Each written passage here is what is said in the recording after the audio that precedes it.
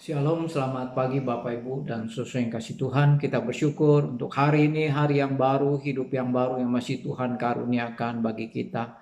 Jika kita masih bisa memasuki hari ini, hari Sabtu tanggal 14 Agustus 2021, kita tahu bahwa semuanya ini adalah karena anugerah Tuhan, karena kasih Tuhan, dan karena kebaikan Tuhan bagi kita.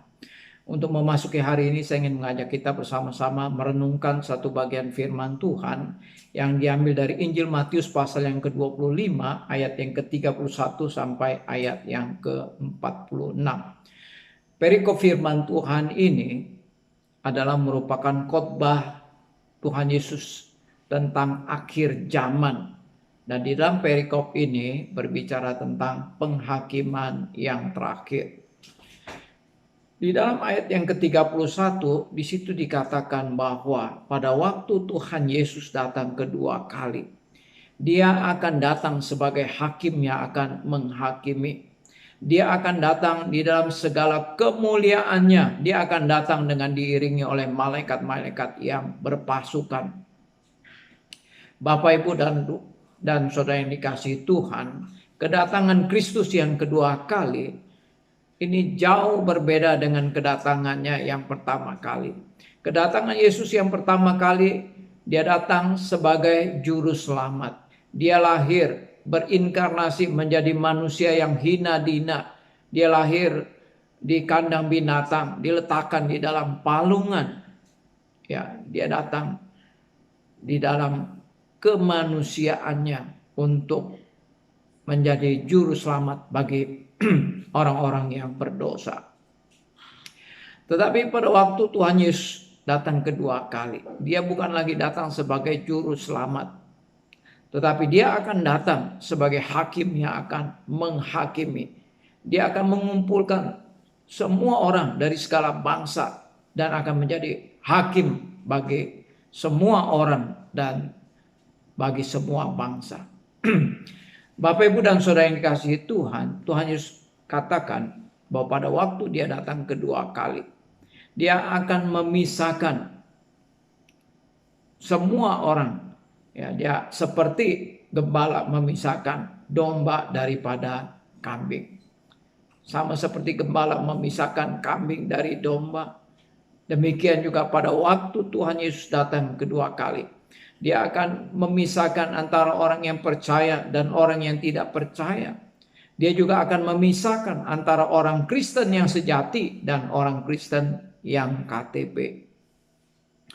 Nah, Bapak, Ibu, dan saudara yang dikasihi Tuhan, ya, di sini Tuhan Yesus mengatakan bahwa orang-orang Kristen yang sejati atau orang-orang yang digambarkan sebagai domba-domba yang dikasihi oleh Allah, dikatakan bahwa mereka akan diundang untuk masuk ke dalam kerajaan yang telah disediakan oleh Tuhan bagi mereka.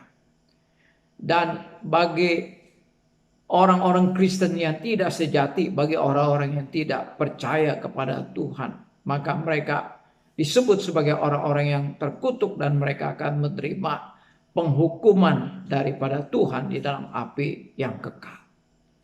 Nah, yang membedakan antara orang Kristen yang sejati dan orang Kristen yang KTP, di sini Tuhan Yesus katakan, ya, sama seperti Tuhan Yesus katakan di situ, pada waktu aku lapar kamu memberi aku makan, pada waktu aku haus kamu memberi aku minum, pada waktu aku sebagai orang asing kamu memberi aku tumpangan, pada waktu aku telanjang kamu memberi aku pakaian, pada waktu aku sakit kamu melawat aku, pada waktu aku dalam penjara engkau mengunjungi aku.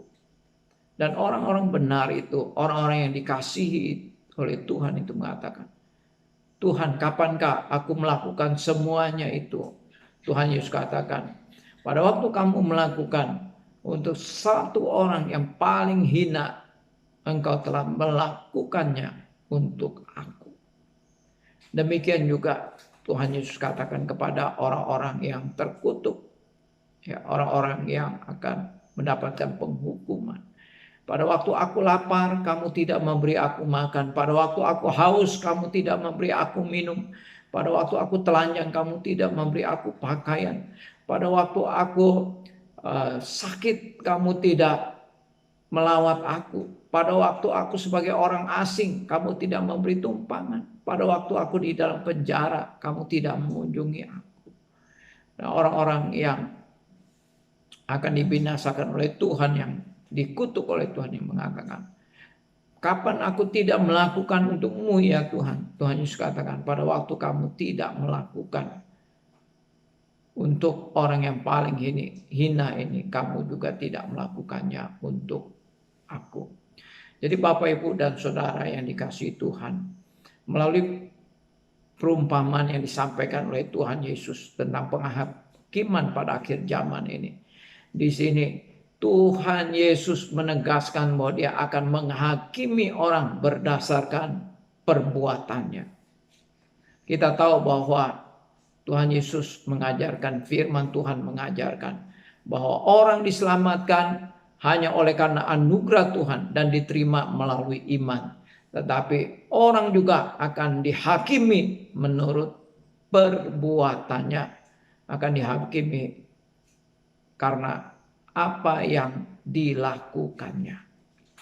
Nah, Bapak, Ibu, dan Saudara yang dikasihi Tuhan, kalau orang yang sungguh-sungguh beriman percaya kepada Tuhan, maka dia akan menyatakan imannya itu di dalam perbuatan. Tidak mungkin dia beriman percaya kepada Tuhan dan imannya itu tidak nampak di dalam perbuatannya. Ya, kalau orang yang sungguh-sungguh beriman, maka imannya itu akan dia nyatakan di dalam perbuatan yang nyata, bisa dilihat dan dirasakan oleh orang lain. Jadi kalau ada orang yang mengatakan dia beriman kepada Tuhan, percaya kepada Tuhan, tetapi perbuatan-perbuatannya tidak menyatakan iman, sebenarnya dia bukan orang yang percaya kepada Tuhan. Di sini juga Tuhan Yesus mengajarkan bahwa orang yang mengasihi Tuhan, pasti dia juga mengasihi sesamanya. Jadi kasih kepada Tuhan tidak bisa dilepaskan dengan kasih terhadap sesama. Kalau engkau mengatakan engkau mengasihi Tuhan, maka pasti engkau juga mengasihi sesama. Melalui perbuatan-perbuatanmu, engkau akan menyatakan kasihmu kepada sesama karena engkau mengasihi Tuhan. Nah, oleh karena itu Bapak, Ibu, dan Saudara yang dikasihi Tuhan, ya, melalui perumpamaan ini Tuhan Yesus ingin memberitahukan kepada kita, ingin memberikan peringatan kepada kita, ingin menasehati kita. Kalau kita sungguh-sungguh orang Kristen yang sejati, mari kita menyatakan iman kita melalui perbuatan kita. Mari kita menyatakan kasih kita kepada Tuhan dengan mengasihi sesama kita. Ingatlah, kita diselamatkan oleh anugerah Tuhan dan diterima melalui iman, dan kita akan dihakimi dengan perbuatan-perbuatan yang kita lakukan.